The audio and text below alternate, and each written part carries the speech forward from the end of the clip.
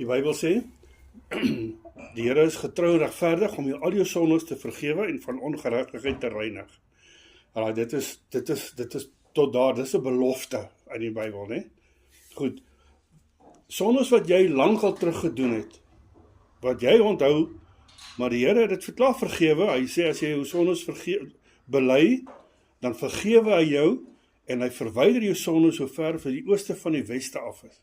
So dit kom nooit weer in sy brein op nie. Daar is nie, dit is verby. OK. Wanneer jy voor die wit troon of voor die troon kom vir veroordeling, watter sonde gaan hy ophaal om vir jou te sê daarop en daarop word jy gepenaliseer? Op al jou sonde of net die sonde wat jy gedoen het vandat jy die laaste keer gerepent het? Net daai stukkie wat jy voor moet verantwoording doen. Nou, dit is nou waar die goeie nuus inkom. Alles wat jy gedoen het, lankal terug is weg. Jy het 'n skoon bladsy. As ek nou hierdie bid, en ek sê, Here, vergewe my sonde, ek is opreg, ek berou, vergewe my, was my skoon, en 'n vliegtuig val my dood, dan het ek nie sonde nie, dan is ek skoon. Het soos 'n uitveer, ek sien elke keer soos 'n uitveertjie. Yes, ja. ja. Die boek van die lewe toe gaan en dan, as jy vra Olivier, vergewe my, dan kom die uitveertjie.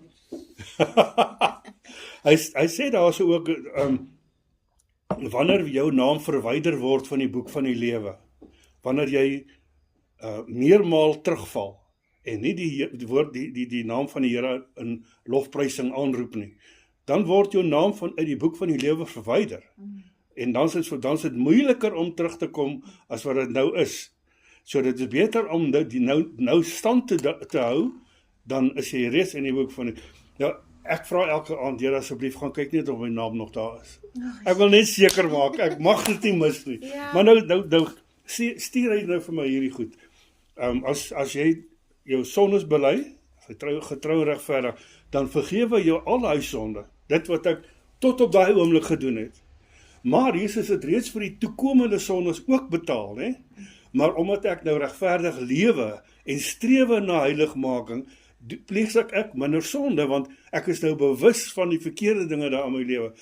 So outomaties gaan my oortredinge verminder, die Heilige Gees gaan intree, hy gaan my beskerm teen ongeregtigheid. So my uitsig, my kanse om weggewys te word is soveel minder.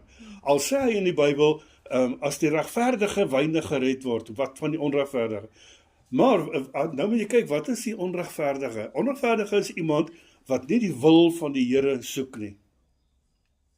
Dit is alles wat ons doen. Ons soek na hom, ons smag, ons jag na hom, ons soek sy woord. Nou, die ouens wat onregverdig is, het nie 'n kans nie, daar is nie 'n manier nie, hulle gaan met hulle eie lewe betaal. Maar dit wat hy vir my gegee het, van die stukkie sonde wat oorbly, nadat jy die laaste keer vergifnis gevra het, dit is waarop jy gepenaliseer gaan word, as indien daar 'n sonde is. Maar nou gaan hy gaan vir ons 'n advantage gee, omdat ons met 'n sondige natuur gebore is. Daar gaan jy 'n krediet kry, omdat jy so gebore is.